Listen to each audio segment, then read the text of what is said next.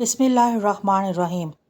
آپا کیوں رو رو کے خود کو اتنا ہلکان کر رہی ہیں؟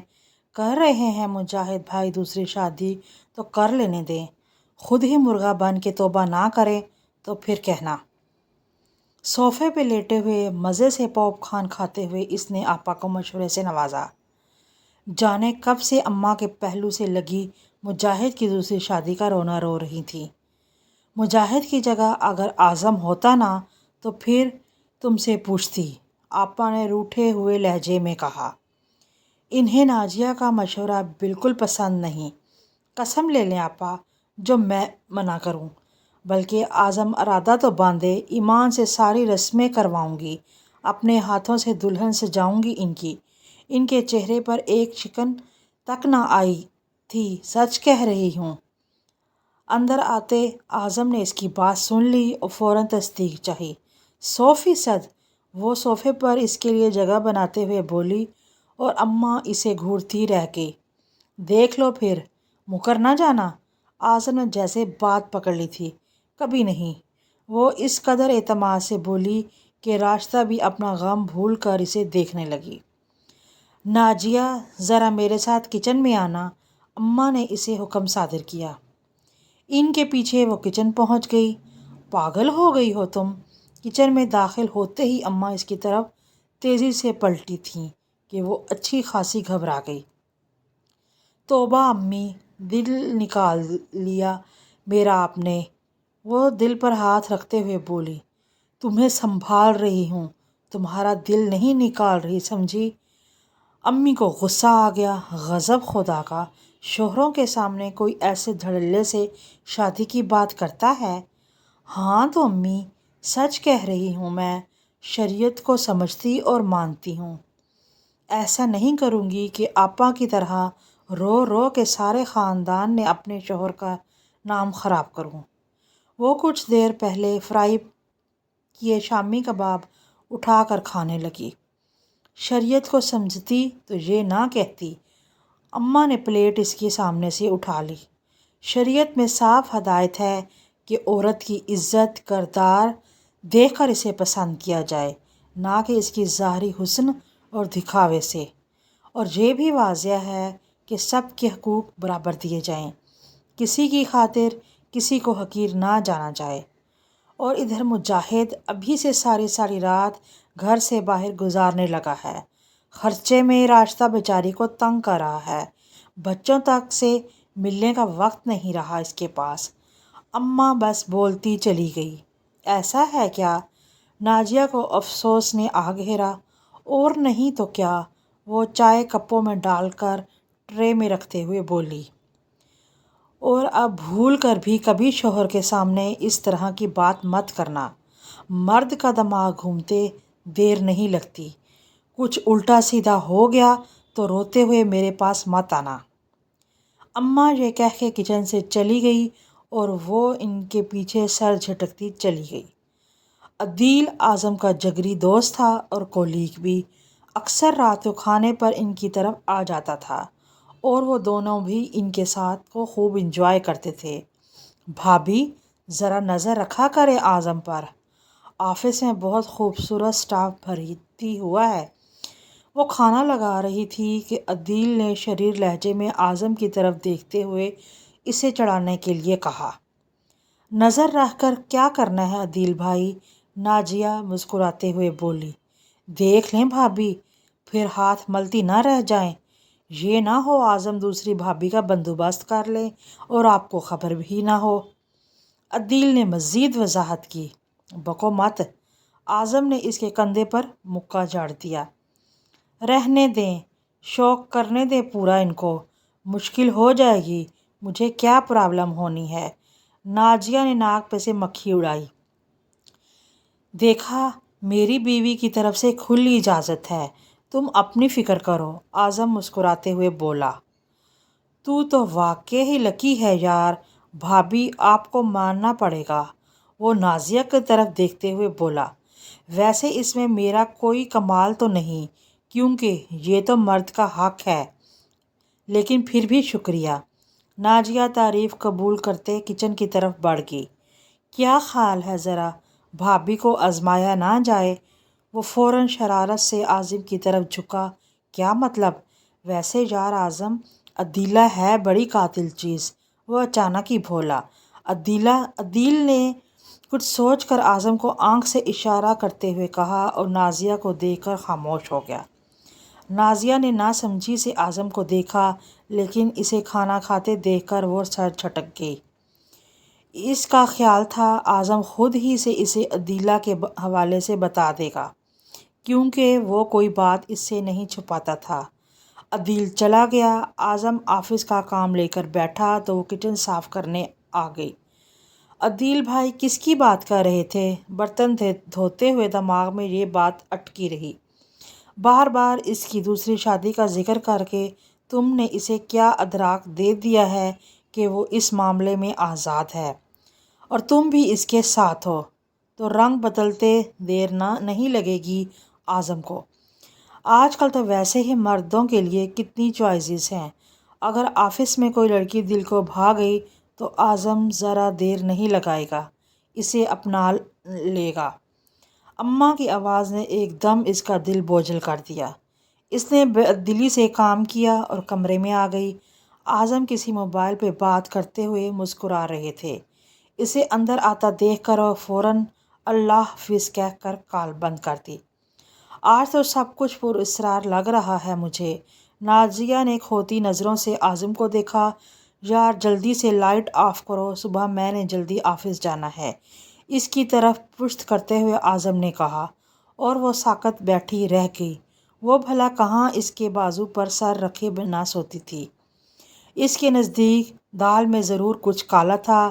انہی تفکرات میں گھری وہ سو بھی نہ سکی۔ بارش بہار کی آمد کا پتہ دے رہی تھی اور اندر اس کا دل نہ جانے کیوں خزاں سا ہوا جا رہا تھا۔ اداس کھانا پکا کے وہ ہمیشہ کی طرح ٹی وی کے سامنے بیٹھ گئی۔ اس کا پسندیدہ ڈرامہ آنے والا تھا۔ وہ کچھ دیر بت کی طرح بیٹھی رہی، ٹانگیں لمبی کر کے لیٹی ہی نہ میز پر سے پاپ کارن کی پلیٹ اٹھانے کی زحمت کی، بس چپ چاپ ٹی وی کی اسکرین کو تکتی رہی، یہاں تک کہ آنکھیں جلنے لگیں۔ تب موبائل نے شور مچایا۔ اس نے آنکھیں رگڑ کے صاف کی اور فون اٹھا لیا۔ دوسری طرف اعظم تھا۔ جی اعظم، یار میں آج لیٹ ہو جاؤں گا تو پلیز کھانا کھا لینا، میرا انتظار مت کرنا، اعظم نے ہدایت کی۔ لیکن اعظم آ جائیں یار، کسی نے دور سے اعظم کو پکارا تھا۔ وہ زنانہ آواز تھی۔ نازیہ چپ رہ گئی، کچھ نہ بولی۔ گھر آ کے بات کرتے ہیں، ٹیک کیئر، محبت اور الجھت بھرے انداز میں کہہ کر اس نے کال منقطع کر دی، اور نازیہ کی پلکیں بھیگنے لگی تھیں۔ کہیں مجاہد بھائی کی طرح اعظم بھی کسی کولیگ کے ساتھ؟ اس سے آگے اس کی سوچ سے روح تک کھام گئی تھی۔ مرد ہی 4 شادیاں کر سکتا ہے، حق ہے اس کا۔ اندر سے کہیں سے طنزیہ آواز آئی، آفس میں بزی ہوں گے میں بھی نہ۔ اس نے فوراً خود سے نظر چراتے ہوئے اپنے آپ کو مضبوط کیا۔ یہ اور بات کہ اعظم کے آنے تک نہ کھانا کھانے کو دل کیا اور نہ ہی کچھ اور کرنے کو، بس چپ چاپ بے چینی سے ادھر ادھر ٹہلتی رہی، اور پھر یہ معمول بنتا گیا۔ اعظم اب گھر دیر سے آتا، دونوں وقت کا کھانا باہر سے ہی کھاتا۔ نازیہ بس انتظار ہی کرتی رہ جاتی۔ جس وقت گھر پر رہتا وہ وقت بھی زیادہ تر موبائل میں مصروف رہتا۔ لمبی لمبی کالز اور ہونٹوں سے چمٹی مسکراہٹ نازیہ کا تو سکون غارت کر گیا تھا۔ وہ فوراً امی کے پاس دوڑی چلی آئی، اور کرو ڈرامے، کتنی بار میں نے سمجھایا تھا کہ ہوش کے ناخن لو، سوتن کو جھیلنا آسان نہیں ہوتا، سب بڑے بول ہیں، لیکن نہیں، تمہیں تو بہت شوق تھا، اب کرو شوق پورے۔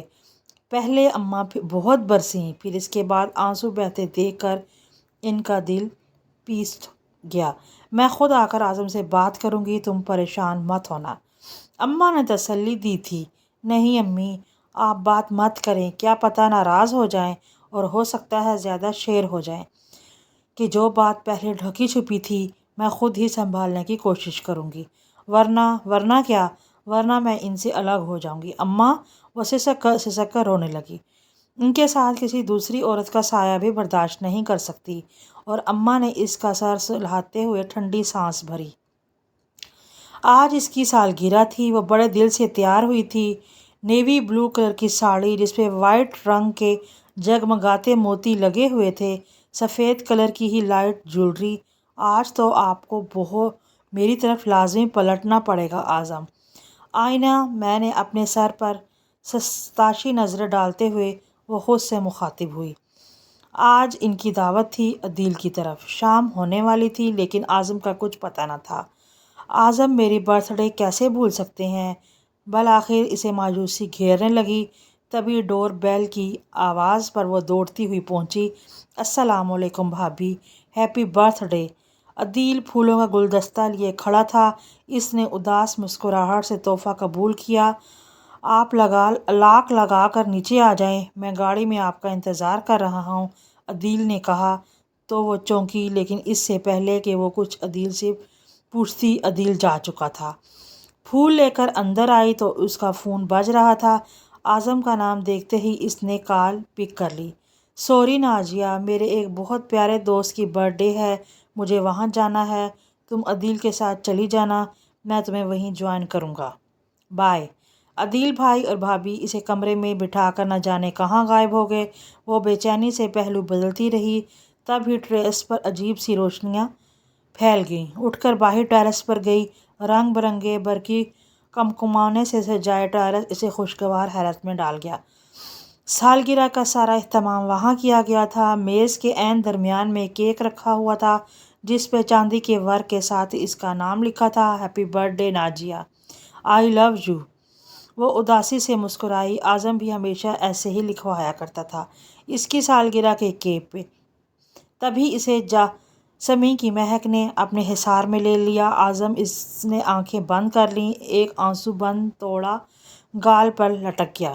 ہیپی برتھ ڈے اعظم کی جان، بھاری لہجے اس نے جھٹ سے آنکھیں کھولیں۔ اعظم، آپ حیرت اور خوشی دونوں کی آواز میں شامل تھے۔ تو اور کون ہو سکتا ہے آپ کے اتنے قریب؟ وہ مسکرا دیا۔ لیکن آپ تو وہ ابھی بھی حیران تھی۔